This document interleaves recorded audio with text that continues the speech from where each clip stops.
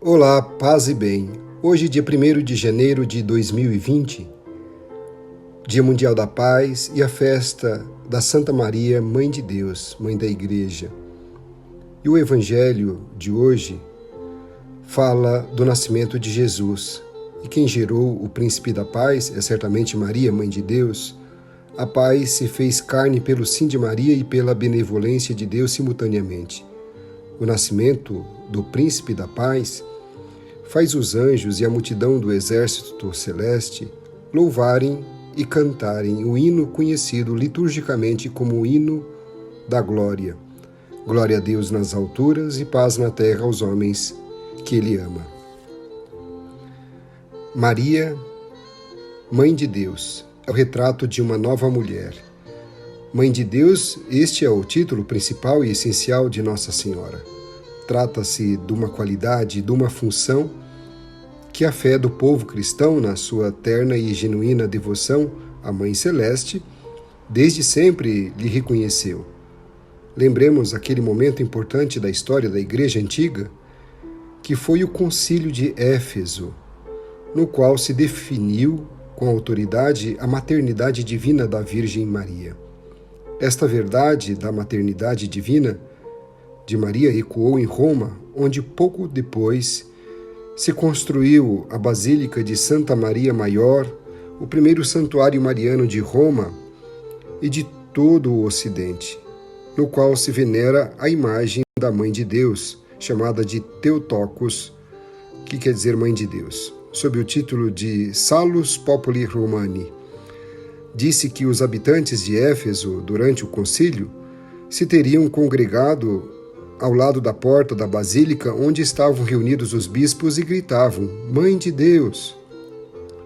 Os fiéis pedindo que se definisse oficialmente este título de Nossa Senhora, demonstravam reconhecer a sua maternidade divina. É a atitude espontânea e sincera dos filhos que conhecem bem a sua mãe, porque a amam com imensa ternura, mais ainda, é o sensus fidei do povo santo de Deus que nunca, na sua unidade, nunca erra. Disse o Papa Francisco na sua homilia no dia 1º de janeiro de 2014. O Papa Francisco também, no dia 1º de janeiro de 2017, disse: celebrar no início de um ano novo a maternidade de Maria como Mãe de Deus e Nossa Mãe significa avivar uma certeza que nos há de acompanhar no decorrer dos dias. Somos um povo com uma mãe. Não somos órfãos. As mães são um antídoto mais forte contra as nossas tendências individualistas e egoístas, contra os nossos isolamentos e apatias. Uma sociedade sem mães seria não apenas uma sociedade fria, mas também uma sociedade que perdeu o coração, que perdeu o sabor de família. Uma sociedade sem mães seria uma sociedade sem piedade, com lugar apenas para o cálculo e especulação. Com efeito, as mães, mesmo nos momentos piores, sabem testemunhar a ternura, a dedicação incondicional, a força da esperança. Aprendi muito com as mães, que tendo os filhos na prisão, ou estendidos numa cama de hospital, ou subjugados pela escravidão da droga, esteja frio ou calor, faça chuva ou sol, não desistem e continuam a lutar para lhes dar o melhor.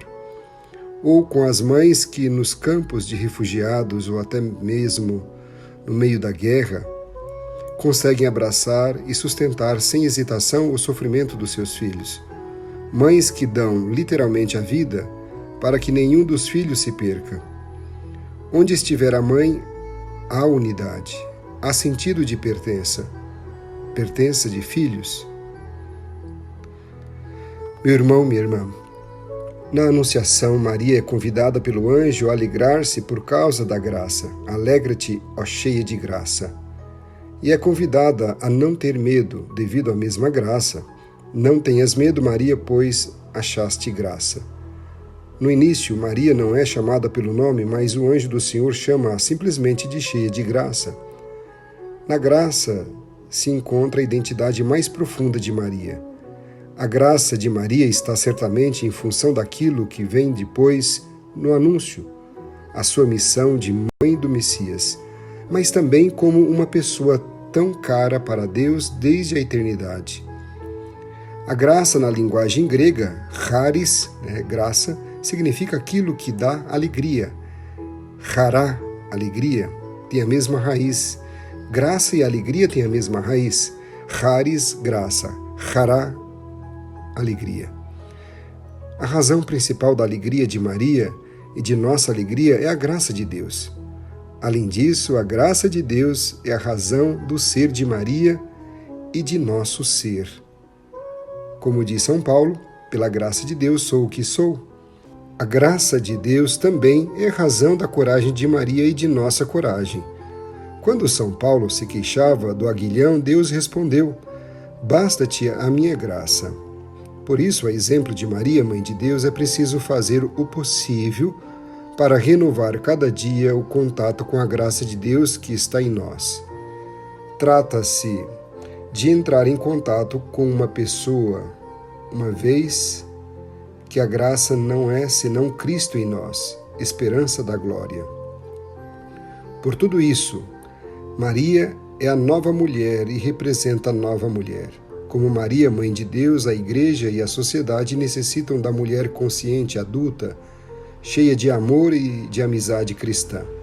As crianças, os jovens e os adultos necessitam de mães cheias de mensagem de Deus, portadoras dos valores eternos e firmes. Ser nova mulher é fazer do lar uma pequena comunidade de fé e de amor.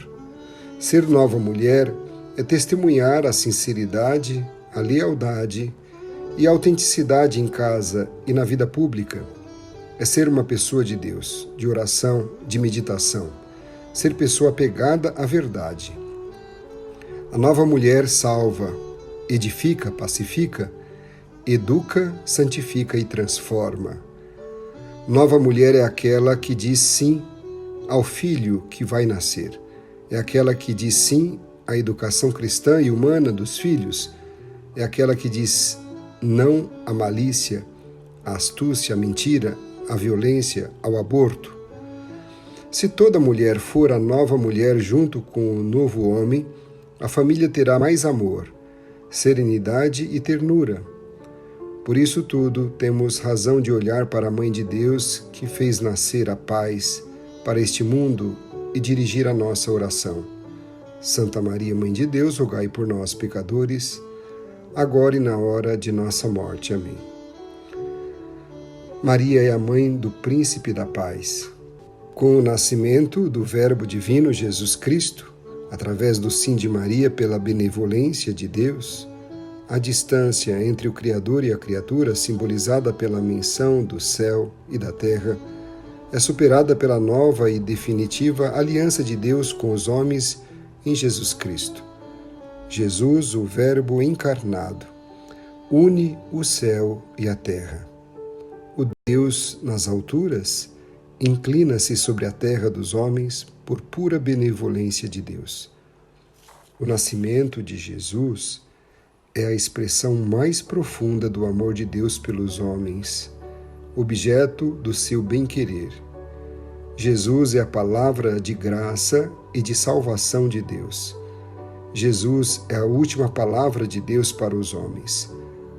Depois que o céu desceu à terra pela encarnação do Verbo eterno, o céu e a terra estão indissoluvelmente unidos. A salvação está na união do céu e da terra. Para que estejamos mais unidos entre nós na terra e para que aconteça a salvação, temos que estar unidos ao céu. Além disso, o texto de hoje, do Evangelho de hoje, quer nos mostrar que a origem e o fundamento da paz na terra estão na benevolência de Deus ou no seu bem-querer. A raiz última do desígnio salvífico de Deus está na sua benevolência. O evangelista Lucas certamente quer nos transmitir um Deus que não é um juiz frio e distante, que não se comove com o sofrimento humano, mas o Deus que desce ao encontro dos homens que Ele ama, que respeita nossa liberdade, mas que espera nossa resposta ao amor que Ele nos oferece. Deus nos quer bem, não porque nós somos bons e justos, mas porque Ele é bom, justo e misericordioso. Ao aceitar o Deus da bondade e da justiça, seremos bons e justos também para com os outros. Por este tipo de Deus que o evangelista Lucas nos transmite, é que o seu evangelho é conhecido como o evangelho da graça, da misericórdia e da ternura. Por mais duro que seja um coração, ele não encontrará nenhuma resistência diante da ternura e da misericórdia de Deus. A nossa felicidade nesta terra e a nossa segurança na caminhada diária estão na fé, na esperança e na certeza do amor absolutamente gratuito de Deus para conosco e na nossa acolhida deste amor gratuito. A paz anunciada pelos anjos aos pastores e que eles acolhem fazem os mesmos irem às pressas a Belém para encontrar-se com o príncipe da paz e saírem correndo para anunciá-la para os outros, pois a graça de Deus não permite a demora e não permite uma vida parada. Portanto, meu irmão, minha irmã, para que a paz anunciada pelos anjos reine verdadeiramente na terra, é necessário que se realize uma única condição: que o coração humano se abra ao amor de Deus e o acolha. Nada tem uma força tão transformadora como o evangelho da justiça, da misericórdia e da paz de Deus. Quando ele é acolhido e testemunhado com um coração aberto a Deus e aos homens que Deus ama. Ao contrário, todo poder constituído sobre o egoísmo e a arrogância, sobre a prepotência e a opressão tem apenas os pés de barro. Cedo ou tarde, ele desmorona. No início do ano novo, certamente, nós desejamos a paz mutuamente. Não é por acaso que, neste dia, lemos como a primeira leitura um trecho do livro de Números, capítulo 6, versículos 22 a 27, que contém a bênção usada pelos sacerdotes no encerramento das celebrações litúrgicas no templo. Deus te abençoe e te guarde. Deus faça resplandecer o seu rosto sobre ti e te seja benigno. Deus mostre para ti a sua face e te conceda a paz. A cada uma das 3 invocações são acrescentados 2 pedidos de bênção. É um dos textos mais ricos teologicamente e de maior elegância literária de todo o Pentateuco. Os 3 versículos são paralelos entre si, tanto na forma como no conteúdo, e nos 3 versículos repete-se de forma explícita o nome de Deus para mostrar que a fonte e o princípio de toda bênção é Deus. O sacerdote é apenas um mediador. No versículo 24, emprega-se os verbos abençoar e guardar. Abençoar e bênção são os termos clássicos empregados pelo Antigo Testamento para exprimir toda espécie de bens e de dons, tanto de ordem natural quanto de ordem sobrenatural. Guardar exprime a proteção de Deus que acompanha seu povo para defendê-lo de suas adversidades e salvá-lo de suas desventuras. Se Deus quer nos proteger sempre, por nossa vez devemos saber proteger os outros e desejar a bênção para os mesmos, pois a bênção dada é a bênção recebida. No versículo 25, usa-se uma fórmula de caráter antropomórfico, isto é, a descrição da essência e dos atributos divinos através do uso da figura humana, ou dar o rosto humano ao rosto divino. Tudo isto é o sinal da pobreza da linguagem humana para descrever a grandeza de Deus.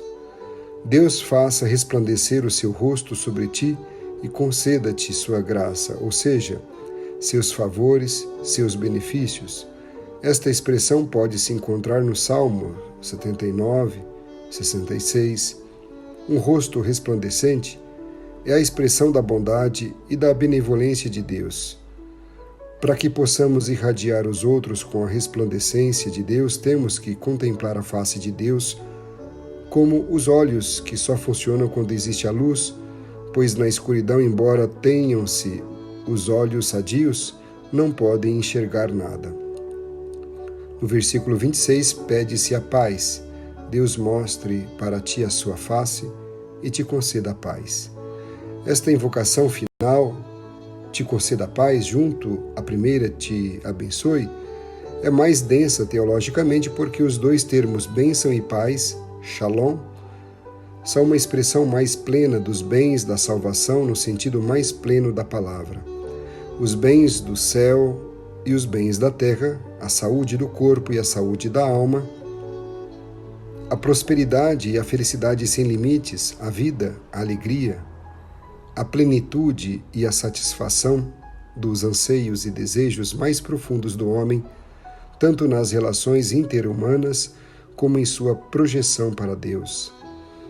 Não é por acaso que o povo semita deseja entre si, com a saudação Shalom, pois o Shalom condensa todo o bem que se pode desejar a uma pessoa.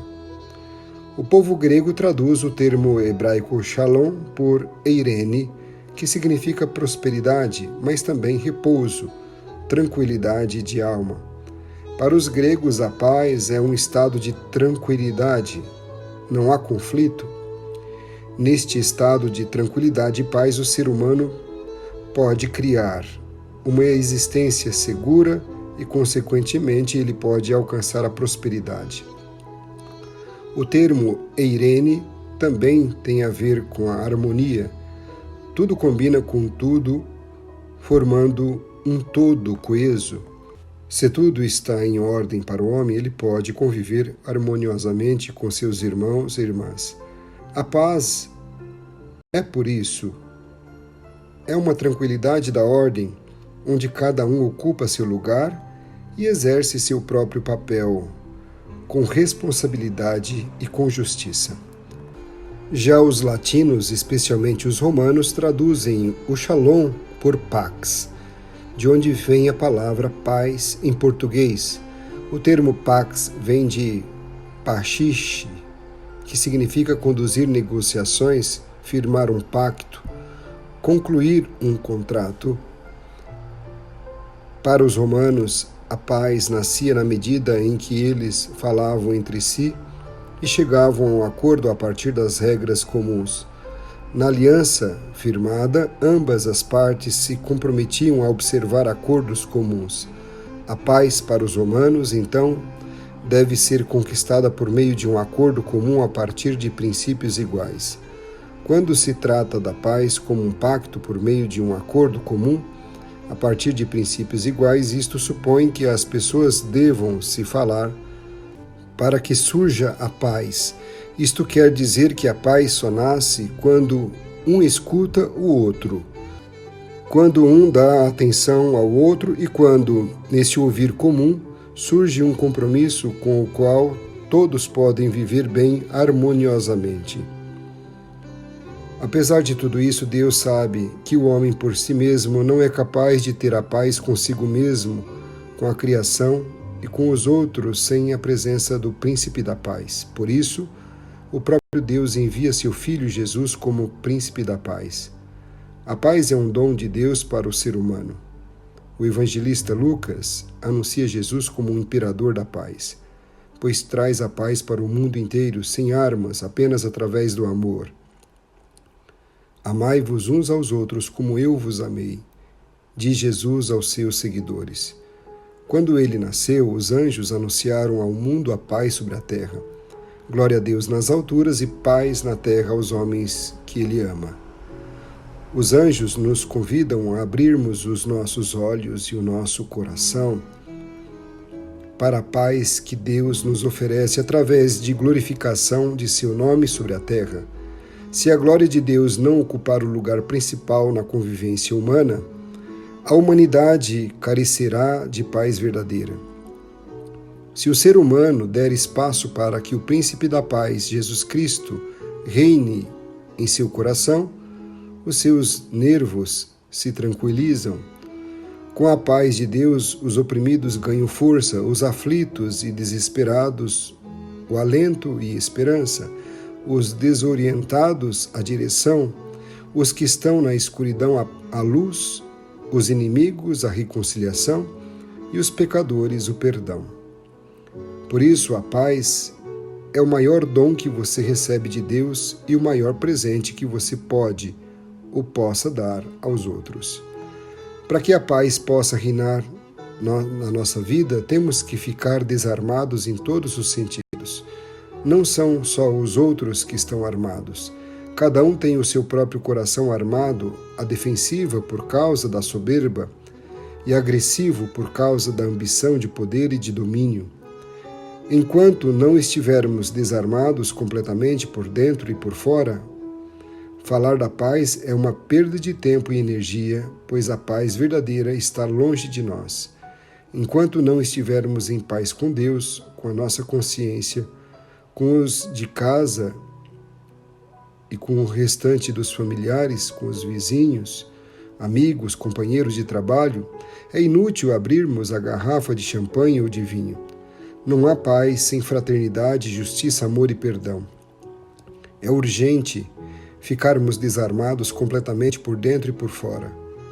Única arma permitida na convivência é o amor mútuo, pois ele é o maior de todos os mandamentos e o resumo da vida eterna.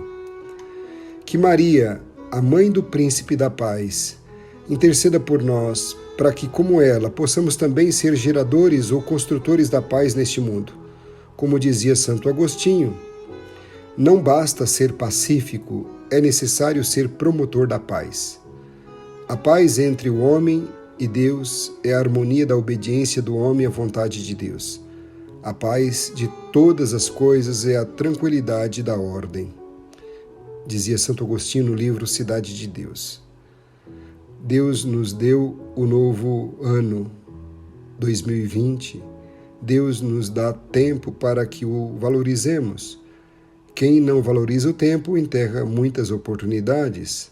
Amas a vida?